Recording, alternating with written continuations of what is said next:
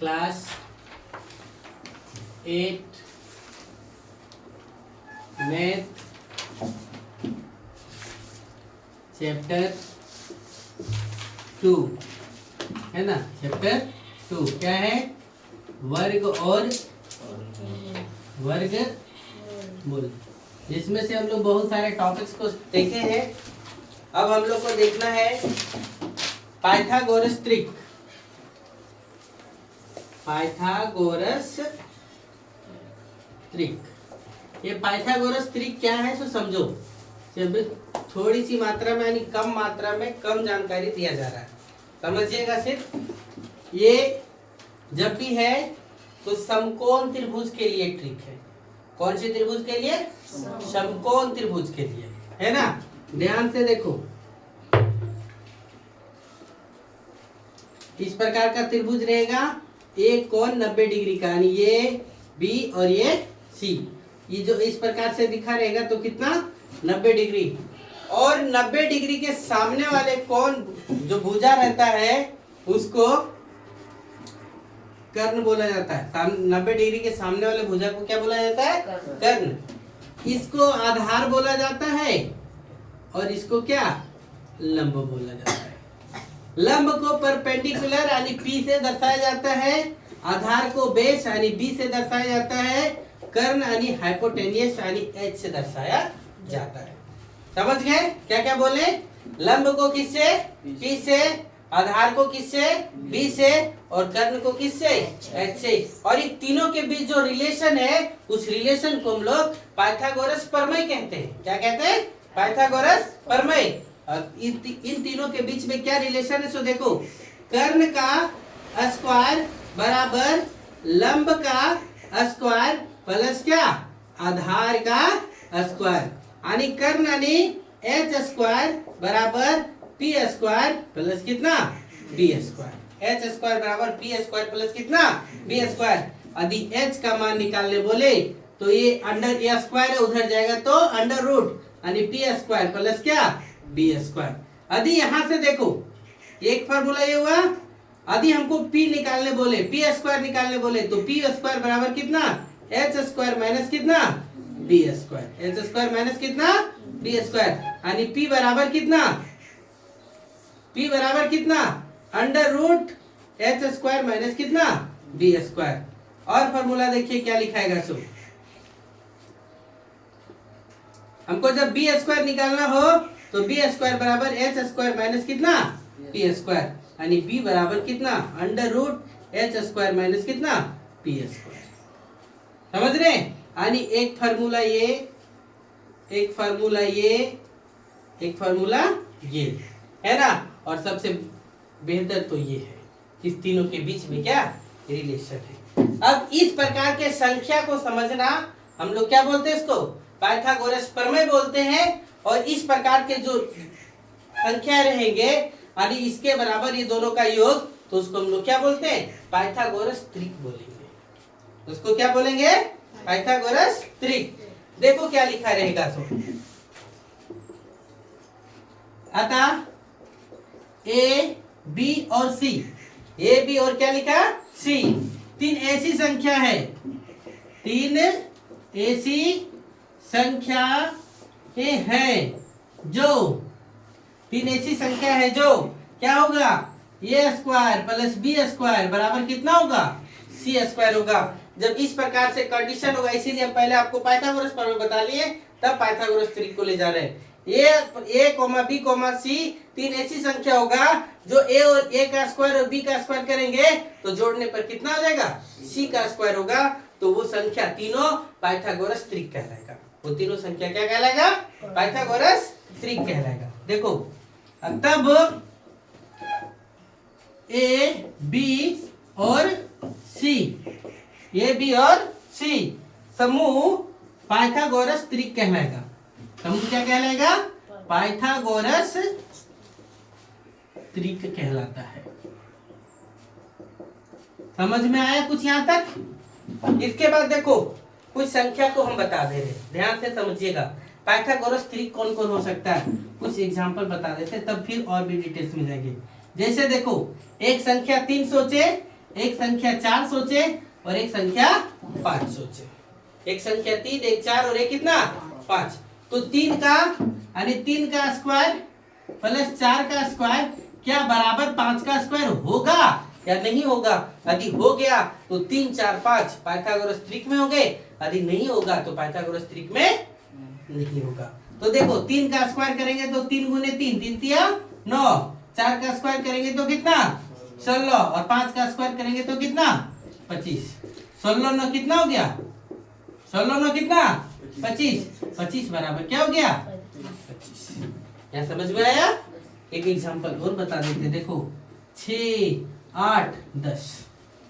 ये मैं हमको जानकारी इसलिए बता दे रहे, आपको देखना पड़ेगा, ढूंढना पड़ेगा कि क्या ये पाइथागोरस त्रिक बन पाएगा या नहीं। उसके लिए कुछ कंडीशन है, उस सभी कंडीशनों को भी बताएंगे। अभी हम खाली संख्या एग्जांपल के तौर पे आपको दे रहे हैं। 6 8 और क्या 10। तो देखेंगे कि 6 का स्क्वायर प्लस 8 का स्क्वायर बराबर 10 का स्क्वायर होता है क्या? तो 6 का स्क्वायर कितना 36, 8 का स्क्वायर कितना 64 और 10 का स्क्वायर कितना 100। तो 36 और 64 जोड़ो, 6 और 4 10 के 0, 6 3 9 और 1 कितना 10, तो 100 बराबर कितना 100 हो जा रहा है। तो यानी 6 8 10 पाइथागोरस त्रिक में है। 6 8 10 क्या है? पाइथागोरस त्रिक में है। दिमाग में गया? यहाँ तक नोट करो फटाक से। पाइथागोरस त्रिक को देखेंगे ना, वो पाइथागोरस त्रिक में जो फॉर्मूला और जो उपयोग करेंगे वो ध्यान दो। m स्क्वायर प्लस 1 एक वर्ड लिखाएगा, एक संख्या, दूसरा संख्या लिखाएगा m स्क्वायर माइनस 1 और तीसरी जो संख्या लिखाएगा वो कितना लिखाएगा 2m लिखाएगा। कितना लिखाएगा 2m। ये थोड़ा आप लोग के दिमाग से थोड़ा ऊपर जा रहा है, लेकिन समझना कि m स्क्वायर प्लस 1 और कितना m स्क्वायर माइनस 1 और कितना 2m एक संख्या है। एक संख्या ये कौन है? ये कहलाया। ये एक संख्या क्या कहलाया b और एक संख्या क्या c कहलाया। जरूरी नहीं है कि a square plus b square बराबर c स्क्वायर होगा। हो सकता है a square plus c square बराबर भी कितना b स्क्वायर हो सकता है। इसलिए हम अभी यहाँ सिर्फ क्या किए हिंट किए कि ये इसको b इसको क्या c बोलेंगे। समझे? हम एक एग्जाम्पल के सहायता से ही बताने की कोशिश करेंगे। देखो समझना यहाँ पे क्या बोल रहे हैं। एग्जाम्पल क्या बोला है तो देखो, एक पाइथागोरस त्रिक लिखिए। देखो क्वेश्चन क्या बोला है। तो एक पाइथागोरस त्रिक लिखिए, है ना, जिसकी सबसे छोटी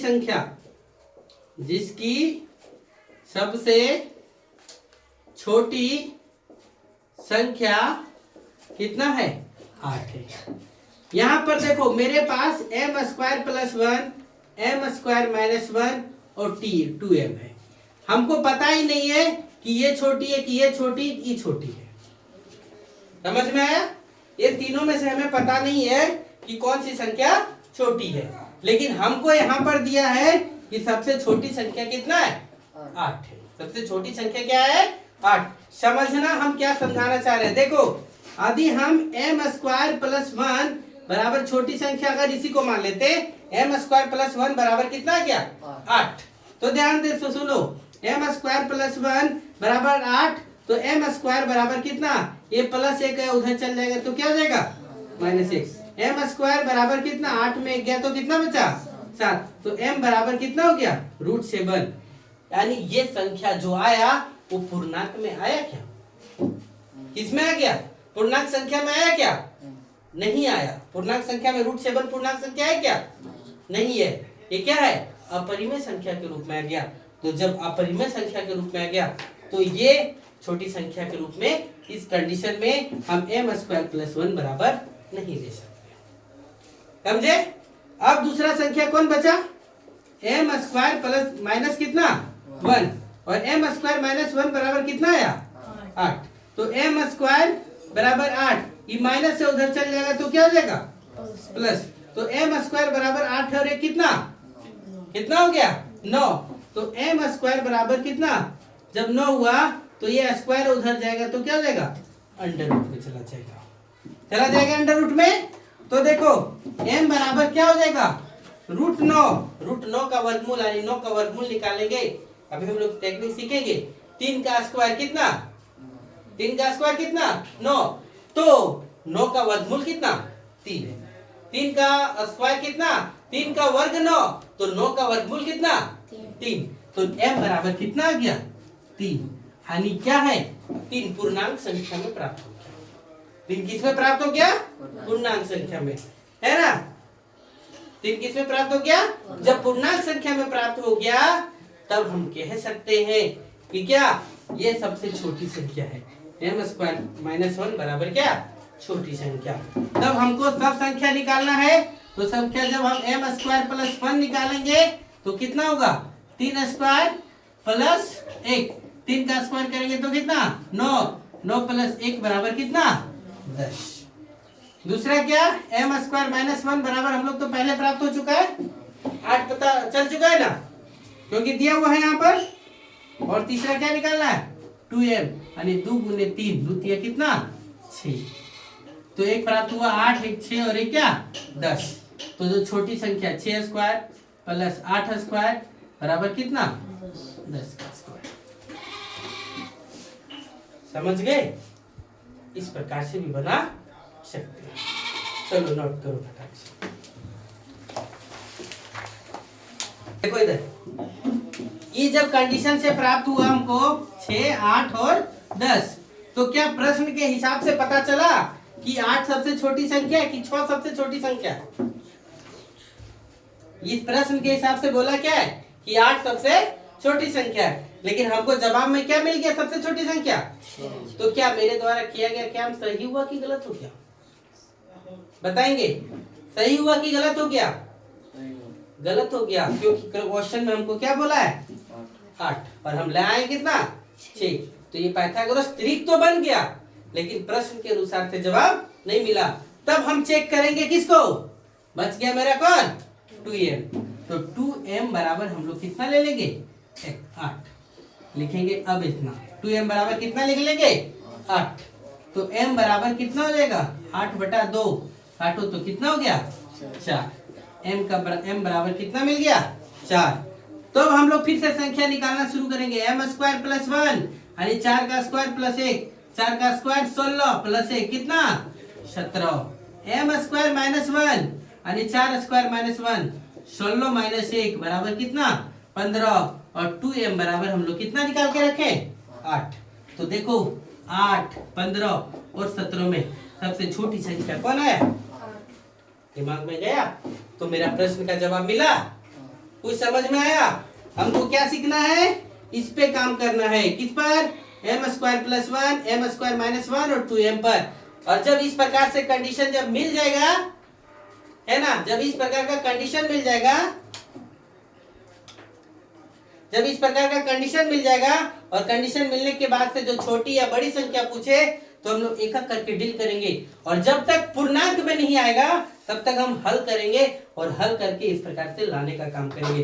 हो सकता है कि मेरा पहले में जवाब मिल जाए तो बेटर, नहीं मिले तो हम लोग को क्या करना पड़ेगा?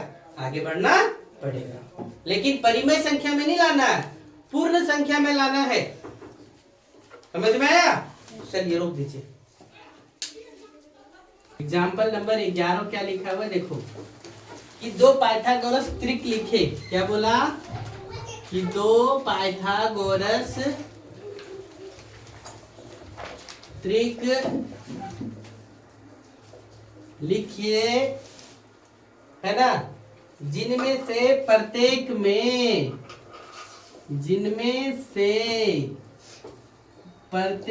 में क्या हो?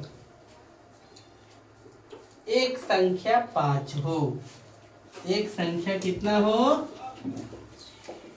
एक संख्या कितना हो? 5 हो। आप ध्यान दो, 2 त्रिक लिखने बोला। कितना त्रिक लिखने बोला? 2 त्रिक।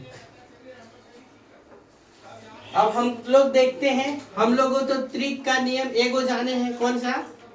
m square plus 1, m square minus 1 और क्या जाने? 2m। इतना ही जाने हैं? जाने कि नहीं? तो एक वो संख्या चेक करो और तो दिमाग में जितना लगाएगा उतना होगा। तो ये अपने से काम कर लेना कि ऐसा देखो एम स्क्वायर माइनस 1 बराबर कितना 5 लेंगे तो एम स्क्वायर इधर से माइनस है उधर चल जाएगा तो प्लस हो जाएगा तो 5 प्लस 1 कितना हो जाएगा 6। तो 6 तो नहीं होगा। एम स्क्वायर यानी 6 का वर्गमूल निकालेंगे तो पूर्णांक में नहीं आएगा। तो हम लोग क्या लेते हैं देखो एम स्क्वायर प्लस 1 बराबर कितना ले लिए 5। तो एम स्क्वायर बराबर कितना 5 ये प्लस में उधर चल जाएगा तो क्या जाएगा माइनस। तो एम स्क्वायर बराबर 5 में गया तो कितना बचा 4।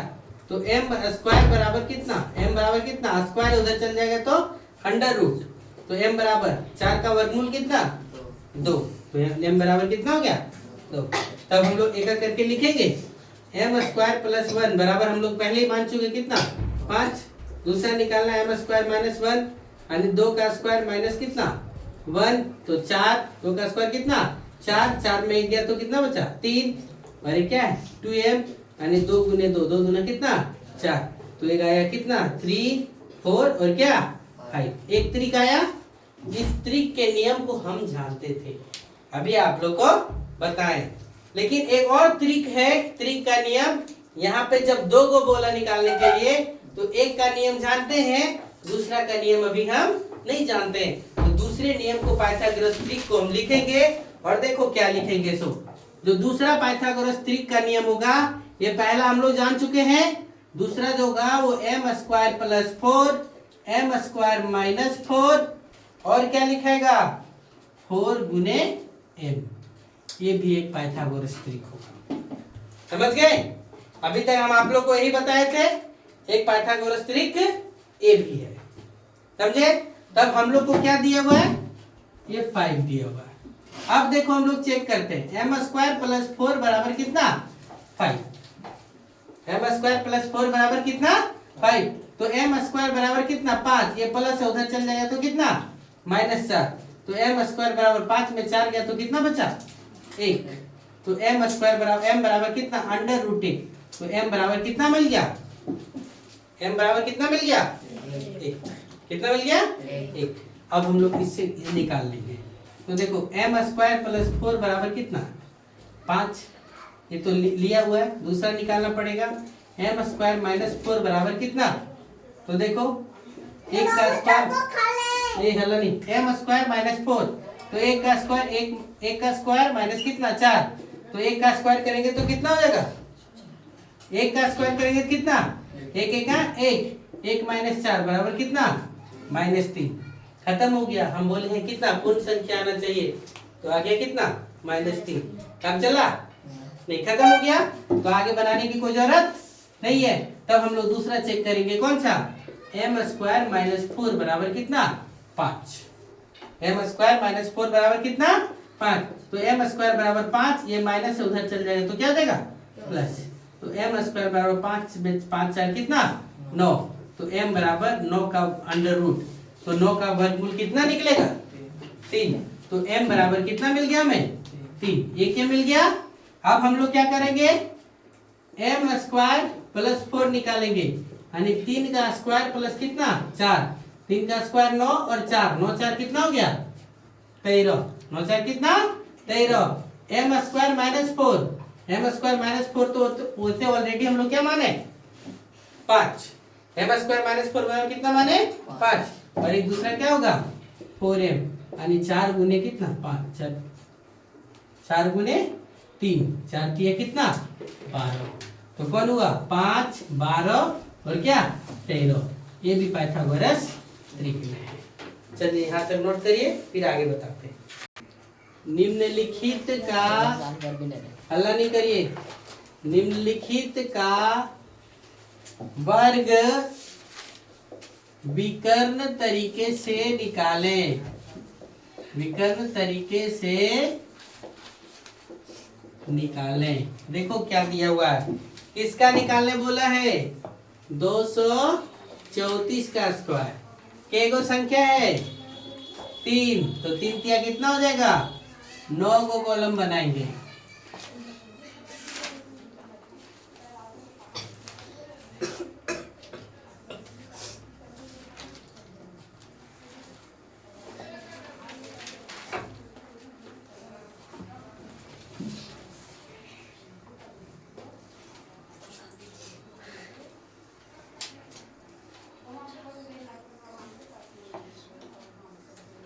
देखो यहाँ लिखे क्या, 2 3 और कितना 4, 2 3 और क्या 4। हमको किसका वर्ग निकालने बोला है विकर्ण विधि द्वारा, 234 का।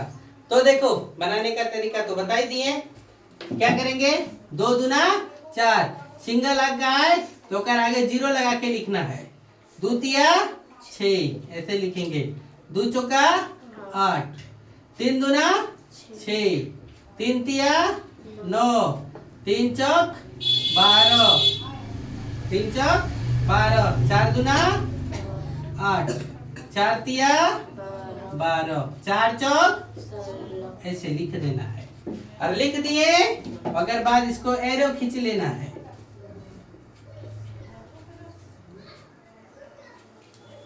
ऐसे अब देखो ये कितना 6, 2 1 3 और 2 5, 8 और 1 9, 9 9 18, 18 और 9 कितना 27 के साथ 27 ही लिख दो पूरा पूरी। यहाँ 6 और 6 कितना 12, इधर कितना 4 और ये कितना 0। लिखेंगे कैसे सो ध्यान दो, ये 6 तो 6, 5 तो 5, ये 7 तो 7, ये 2 अगर में जुड़ गया तो 2 2 कितना 4, ये 1 अगर में जुड़ गया तो 4 और 1 कितना 5, यानी 54 75 6 अरे 54,756 किसका स्क्वायर 234 का स्क्वायर। समझे, चलो नोट करो इतना यहाँ तक।